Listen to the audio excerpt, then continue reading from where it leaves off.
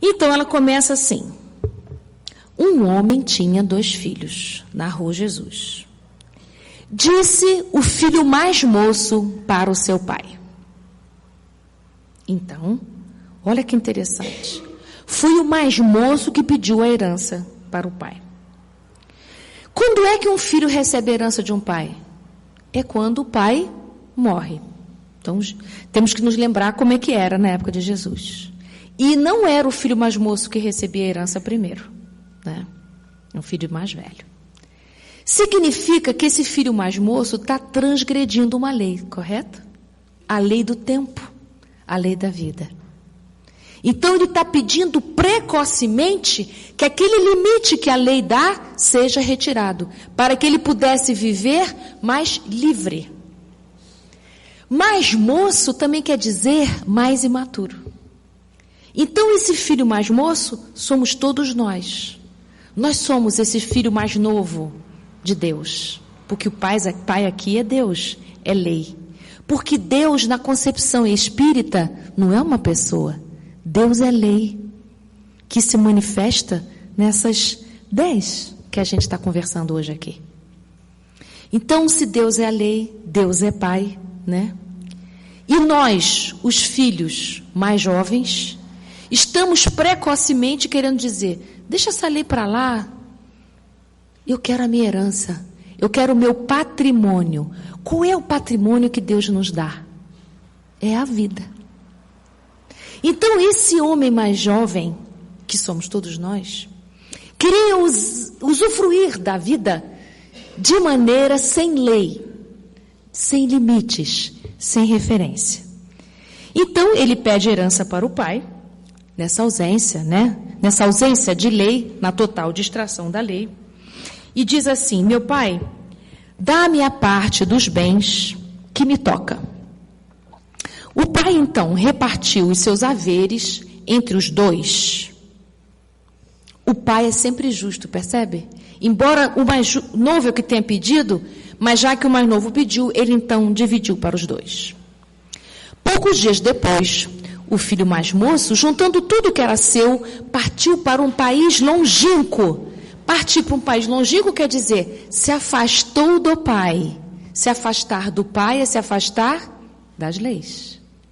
Então, saiu da casa do pai e ficou submetido ao quê? Já que ele estava fora das leis divinas, ele ficou engolido pelos arrastamentos das más paixões. Que é o que acontece conosco. Todas as vezes que a gente se afasta das leis, a gente se deixa absorver pela sedução, nós somos arrastados pelas más paixões. Prossegue a Joana. No país longínquo, dissipou todos os seus bens, vivendo dissolutamente. Depois de ter consumido tudo, sobreveio àquele país uma grande fome, e ele começou a passar necessidades. Então, o que aconteceu com ele? Ele começou a sofrer, passar necessidades. Foi encontrar-se com um dos cidadãos daquele país, e este o mandou para os seus campos para guardar porcos. Aí ele pensou, vou me fartar da comida que os porcos comem. Mas ninguém dava para ele nem a comida dos porcos.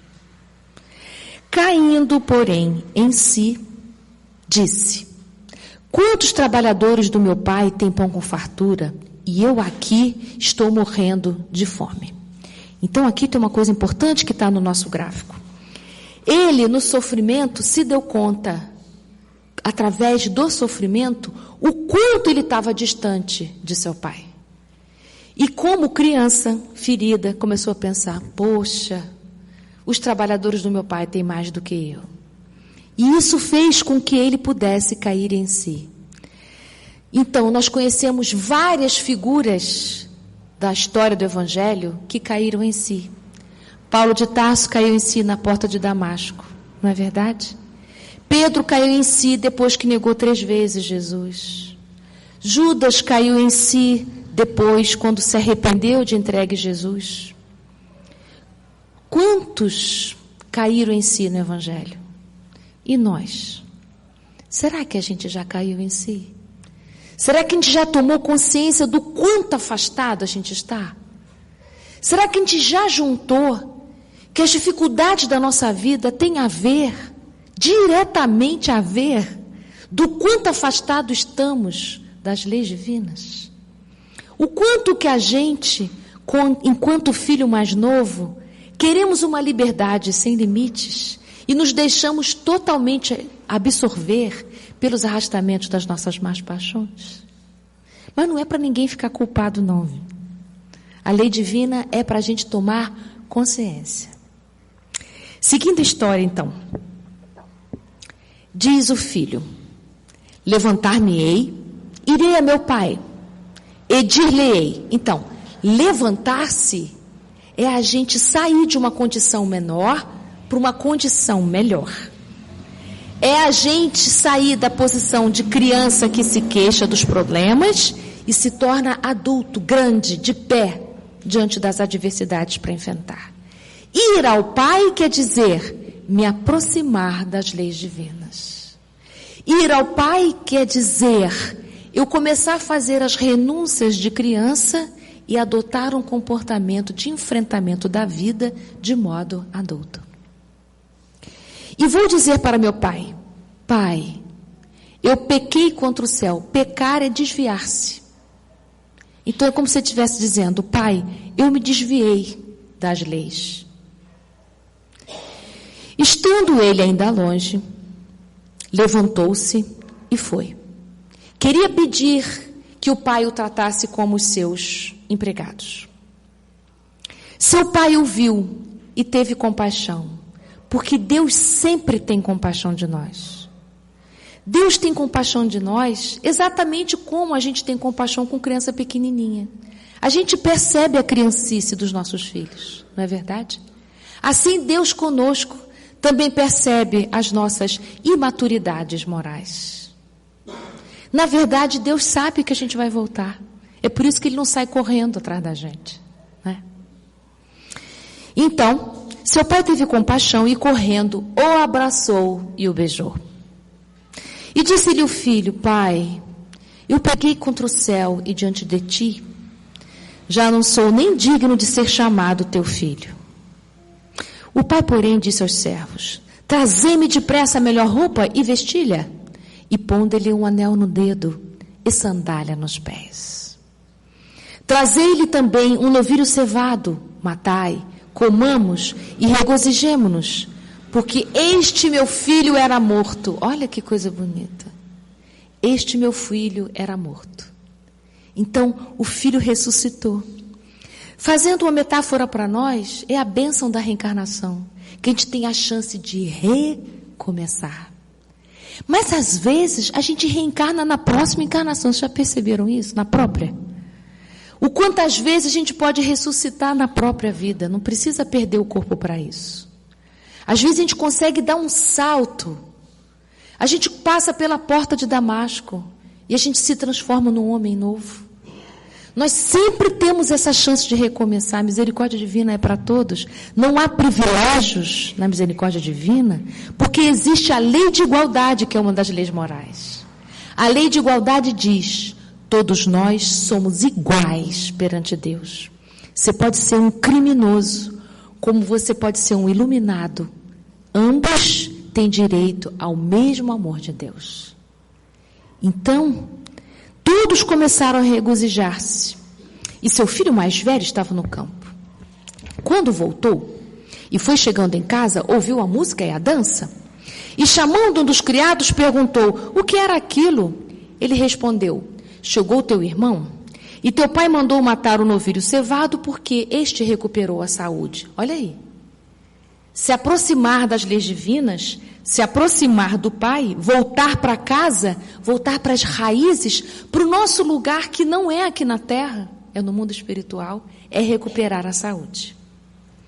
Então, quando a gente encontra com o Pai, esse Deus que mora no nosso coração, porque nós temos a centelha divina na nossa alma, quando a gente se reconcilia através do exercício das leis morais, a gente então, no exercício da gratidão, a gente se encontra e recupera a saúde.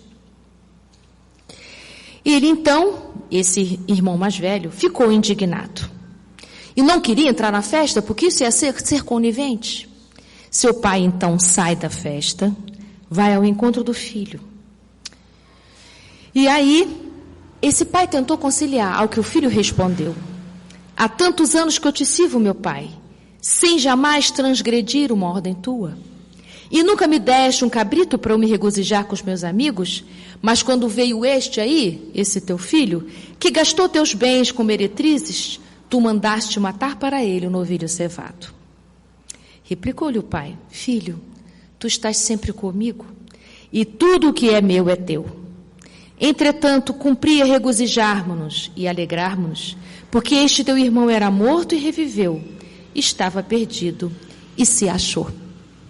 Significa que diante de Deus, aquele que se afasta e, caindo em si, tem a possibilidade de renovar-se, tem muito valor diante de Deus. Porque isso é o processo de crescimento. Então, eu quis mostrar aqui num gráfico, através da parábola do filho pródigo, que a gente faz isso o tempo todo, todos nós. A gente vai ver esse exemplo que aconteceu com o filho pródigo, que é uma metáfora da nossa relação com Deus. Se a gente puder transpor essa mesma ideia para os nossos relacionamentos familiares, vamos ver que os nossos filhos fazem a mesma coisa. E às vezes a gente não consegue ver esse caminho de volta nessa encarnação. E a gente vai ver que isso acontece com os nossos netos.